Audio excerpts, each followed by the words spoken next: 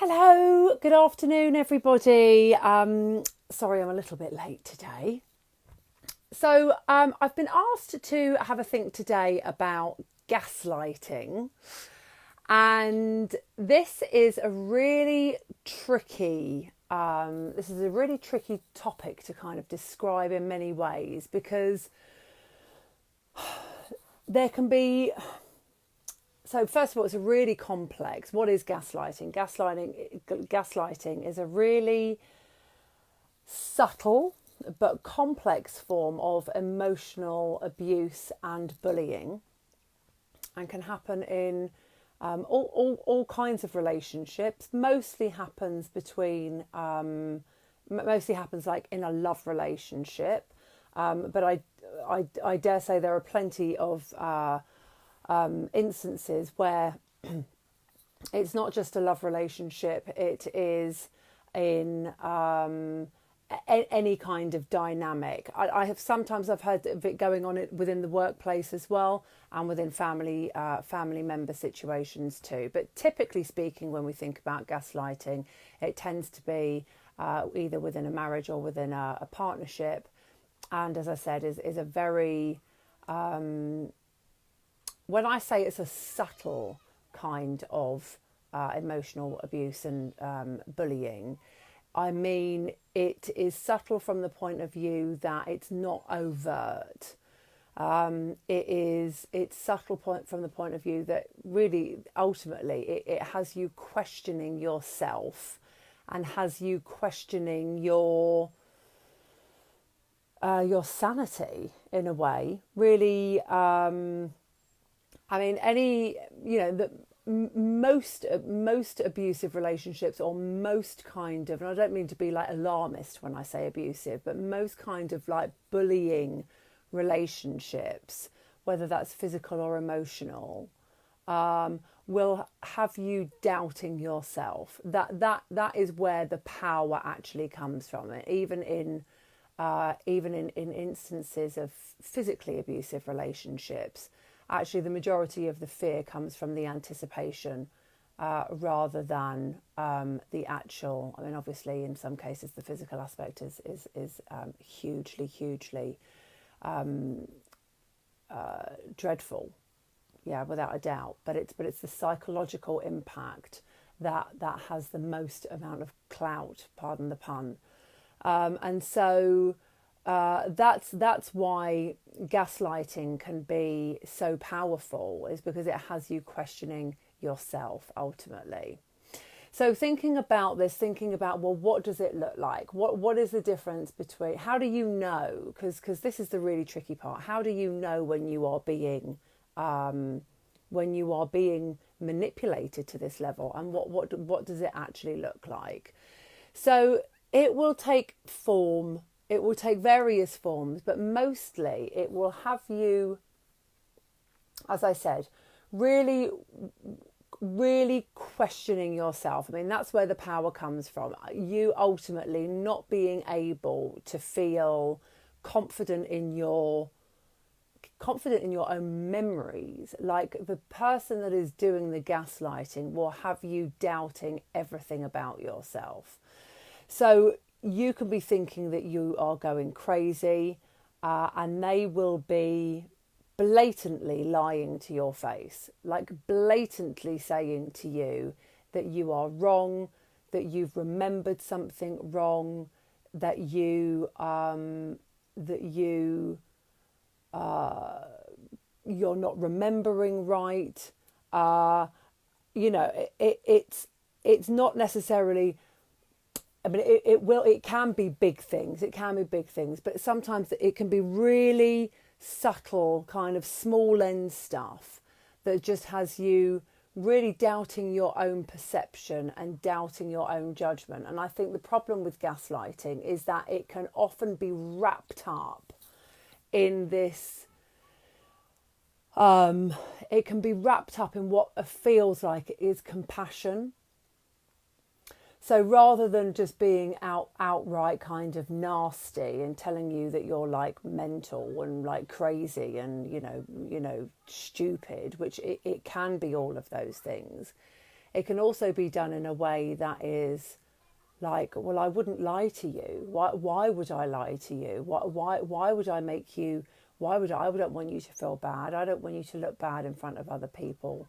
And it's dressed up in a way that that can be done so kindly, as I say, not always, but can be. And that's the part that leads you to really doubt yourself. So you end up feeling like you're the one that's being oversensitive. You feel like you're the one that is making mistakes, making mistakes and doubting yourself to a person who is ultimately telling you that they would do you no harm, and that they're only bringing it to your attention for your own good. And that's why it gets so difficult. And we spoke before, I think I spoke recently, I can't remember what the topic of the video was, where I was talking about, making you doubt yourself to kind of like friends and family and being able. So another aspect of it will be trying to get friends and family on their side to make you doubt yourself even more. So telling tales, as I said, this is 100% manipulation, like in its purest form. Trying to turn then those that love you, not necessarily against you, not necessarily like making them hate you, but actually getting them on side to make you start questioning yourself, so that that kind of really plays into and really feeds your anxiety. Ultimately, you're questioning yourself. And then what happens then after time is that you start to feel like your power is really being taken away. You start to feel like you can't make decisions for yourself. You can't be trusted. Your judgment can't be trusted. Your perception can't be trusted. You might feel disappointed in yourself. All of this will start, all this kind of like self-doubt now can have you really questioning your value and your worth. And that's, like I was saying at the beginning, that's ultimately where the power comes in, because the power isn't about the big stuff. That the real power is from you not being able to trust yourself and not being able to value yourself enough to know that you are right. I was having this conversation at the weekend actually about the biggest weapon that we can use against each other is fear. And that is that you can take that in whatever context you like, but once you let the seed of fear in, then that then takes on a life all of its own. So regardless whether we're talking about social media, whether we're talking about like terrorism or pandemics, or we're talking about as I said at the beginning, physical abuse, emotional abuse, actually it's once the fear gets hold of you, then it takes on a life of its own. Hello, my lovely. You're right. And hello to the ladies watching. Hello, everybody. Hope you're okay. It feels like it's a bit of a heavy subject today, actually. But it's a really important one. And it's one that we can either all relate to, maybe not necessarily in our own lives, but we can relate to people that loved ones or people that we know where this has happened. And this comes up in my client work all the time, and has happened to friends of mine as well. So I know that this is real, even though I haven't been on the receiving end of it directly. This is something that happens, and this psychological manipulation, once it's in, is very, very, very difficult to shift. And the problem is that when you are being manipulated, when you're being bullied, when you're being emotionally abused in this way, it does make you doubt yourself, because if the person who is doing it to you is dressing it up compassionately, I mean, like, don't get me wrong. Like, I'm not always saying like it's always compassion. I had a friend that was in a physically abusive relationship and gaslighting was going on all the time. And there was nothing remotely dressed up in love about that at all.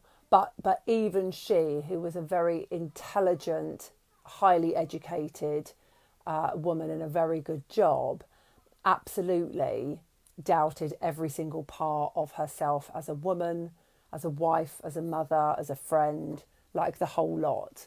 So, you know, there are many complex layers to this, and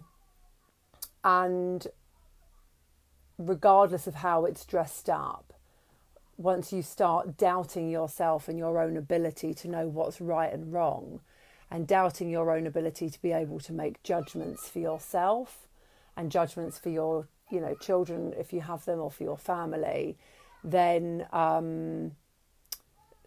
that becomes something really very different. And you can find yourself then apologising a lot, and feeling tremendous amounts of self-doubt, and you know that even the strongest person will find that very difficult to manage. And like I said, if once family members start getting involved, or friends start getting involved with that, and your perpetrator is then starting to manipulate the people around you, then that's when you can really feel isolated, and that's when even more control gets taken away from you and given to the person that's doing it. So, I mean, if this is resonating with anyone, don't forget that in this group where this live is being filmed now, nobody can see the comments here apart from the ladies that are in this group.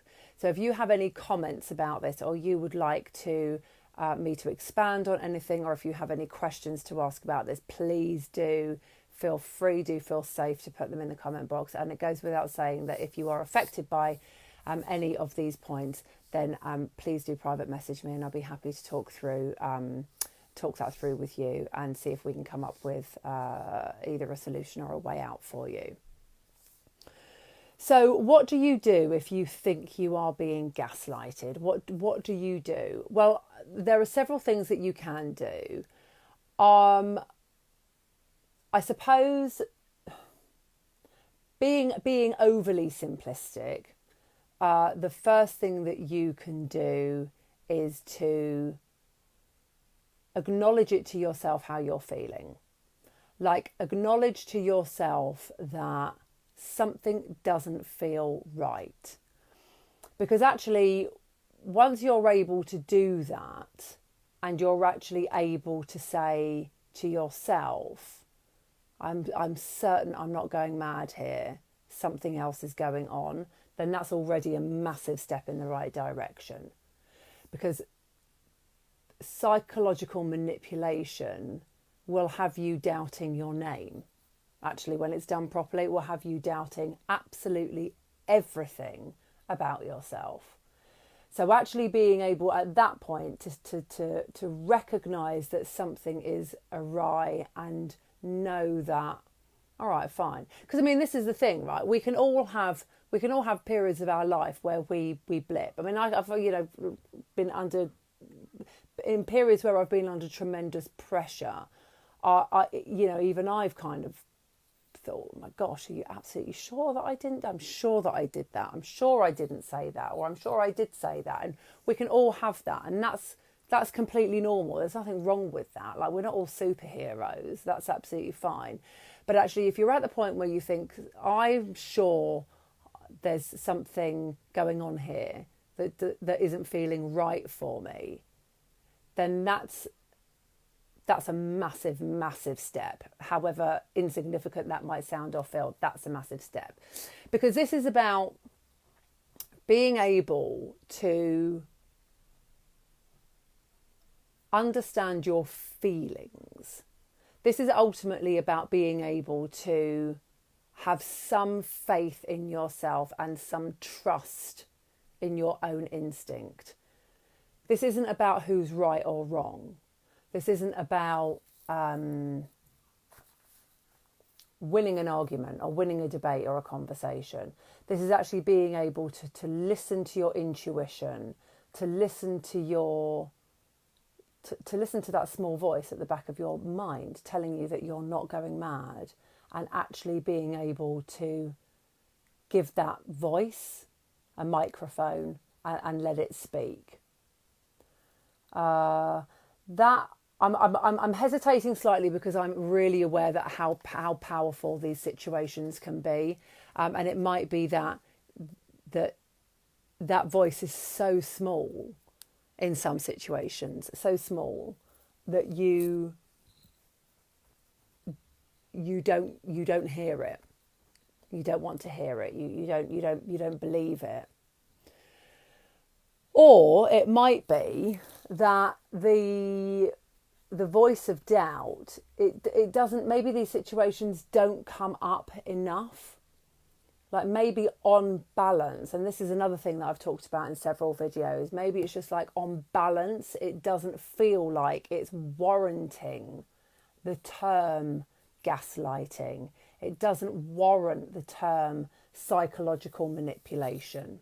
It doesn't warrant the term emotional abuse. Like whatever you want to call it, it makes no difference. If you are in a relationship where you are left doubting yourself, doubting your sanity, doubting your credibility, doubting your own judgment and your own perception, something is not okay in that.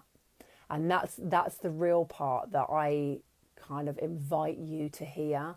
If you have that feeling of worry or self-doubt, be compassionate enough to yourself to be able to sit with that and hear it.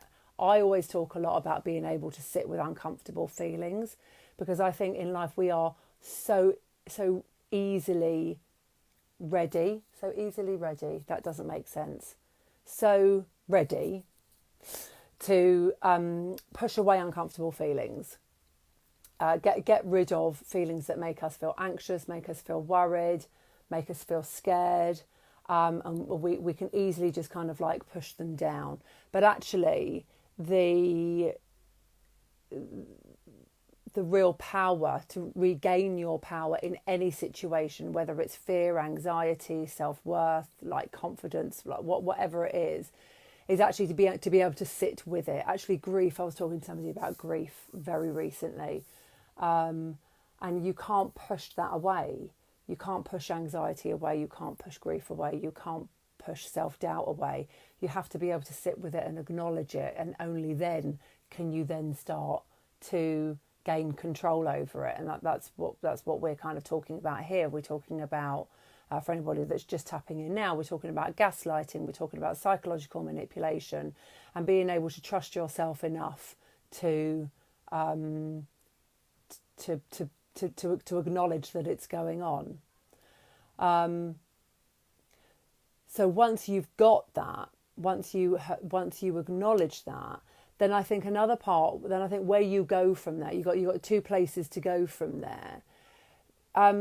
Consider the power struggle in the relationship. What is that power struggle about?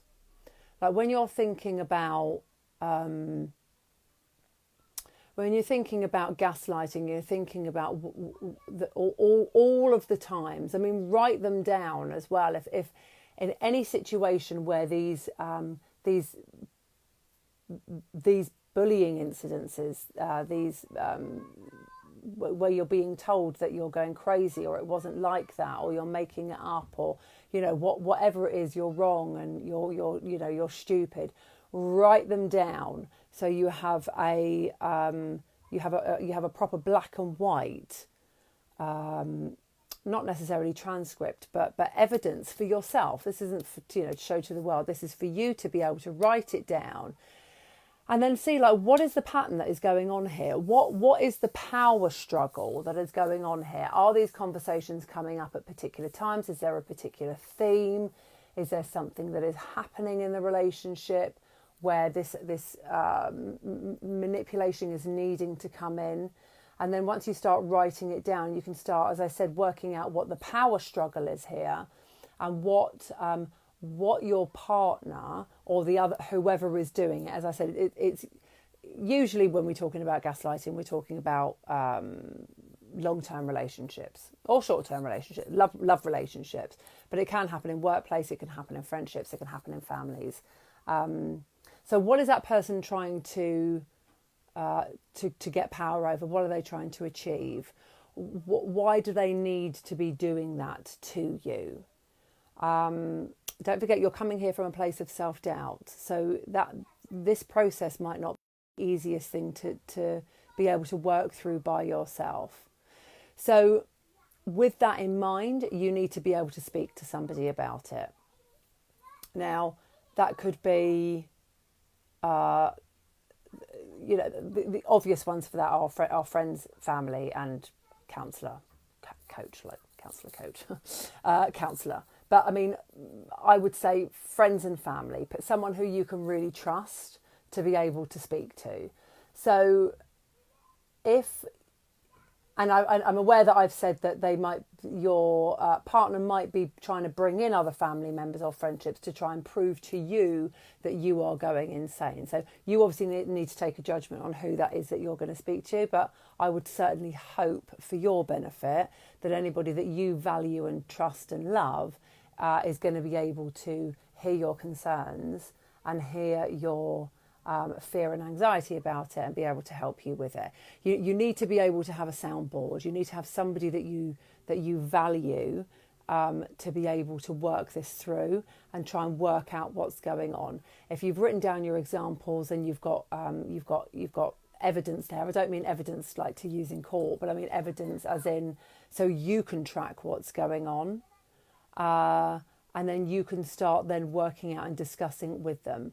I mean, ultimately, what we're talking about is why would somebody be doing this to you, and where does a situation like this go? Ultimately, only you can decide that. Only you can decide how much power this person has and whether or not this is a relationship that's worth staying in. I can't sit here and start going to town on all of the different examples and all of the different variations that might be coming up and might be relevant.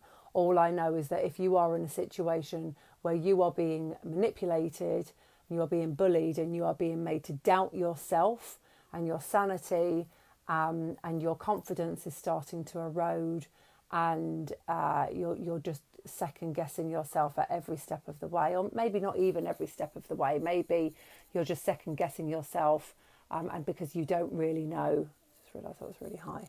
You don't really know what's what anymore.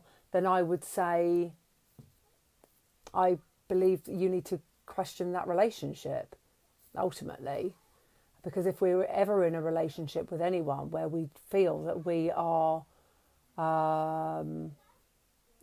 that our confidence and our ability to choose and have choice, because that's what it comes down for me. Everything for me comes down to choice. When we feel like we have no choice, then we are whatever that situation is. We all like to know that we have choice, and when we feel that we don't have choice, that is when we start to be really vulnerable, because that